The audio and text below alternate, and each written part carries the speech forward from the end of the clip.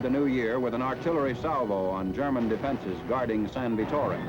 Smoke rose from the stone houses and narrow streets of San Pietro. Shells fell on enemy entrenchments on Mount La Chiaia to the northwest. With control of Mignano Gap, the heights flanking Highway 6 were all that remained of the winter line.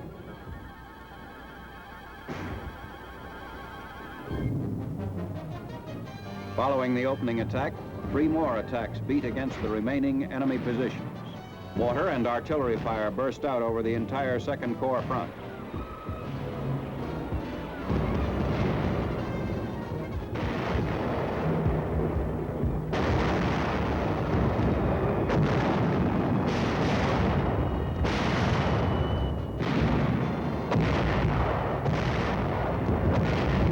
American bombers joined the assault. We were smashing into the last strong points of the winter line.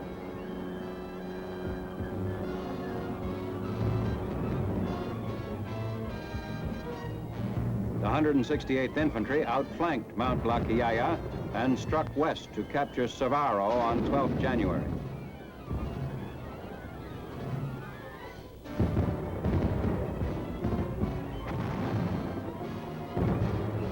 At the same time, the 135th Infantry fought to take San Pietro.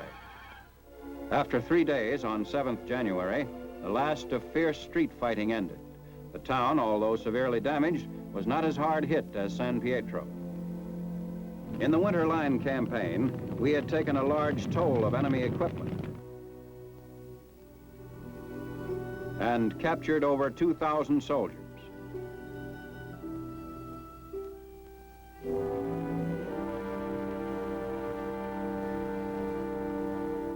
As San Pietro fell, the 6th Armored Infantry on the 2nd Corps left flank drove to Mount Porcia, south of the important Highway 6. 3 German infantry companies of the Hermann Goering Panzer Division were rushed in by the enemy to hold the mountain. Though the Germans created some confusion, our reinforced troops held on to their guns. On 7th January, with tank and artillery fire blazing behind them, our infantry reached the crest of Mount Porcia. 8 days later, our 135th Infantry reached the top of Mount Trocchio, the last height of the winter line. Now the 5th Army stood before Cassino, guarding Highway number 6, the road to Rome. Here, tall, cliff-faced mountains, like an endless row of fortresses, cut across Italy.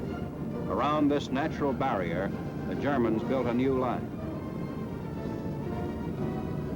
The main anchor of this line was in the ring of high mountains around Cassino.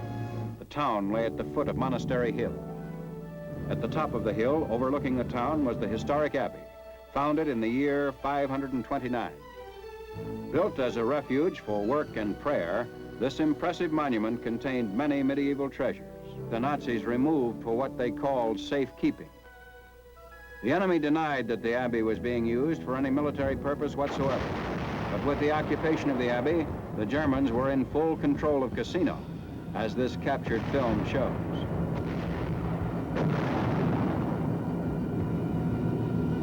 After 2 costly major attacks failed, we could no longer respect the Vatican request that the monument be spared.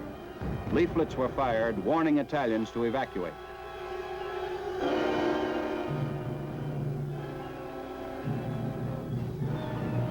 A few days later, wave after wave of our planes came over Monastery Hill. In 4 hours, 500 tons of bombs were dropped to level the abbey.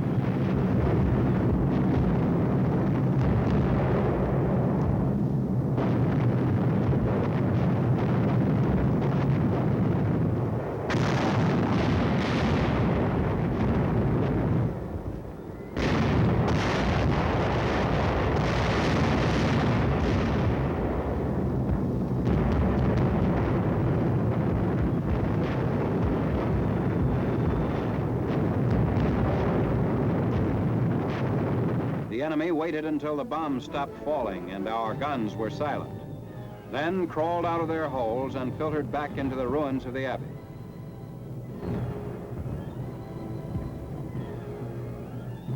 They took up new observation and artillery positions. We had reached a grim crisis. Before us, the town, Cassino, blocked our entrance to Highway number 6 and Rome.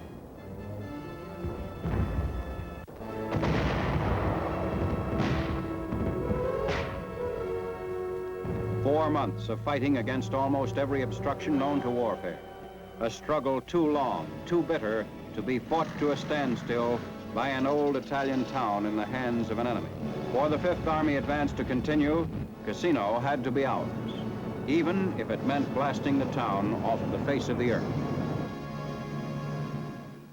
On our next program, we'll have the story of the invasion of southern France with the 3rd, the 45th, and 36th Divisions. So, until next week, this is Colonel Quinn speaking for the combat infantryman, who asks you to look twice at the man who wears the blue badge. It's the mark of a man.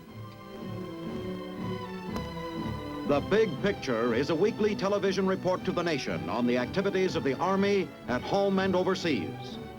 Produced by the Signal Corps Pictorial Center. Presented by the U.S. Army in cooperation with this station. You can be an important part of the big picture. You can proudly serve with the best equipped, the best trained, the best fighting team in the world today, the United States Army.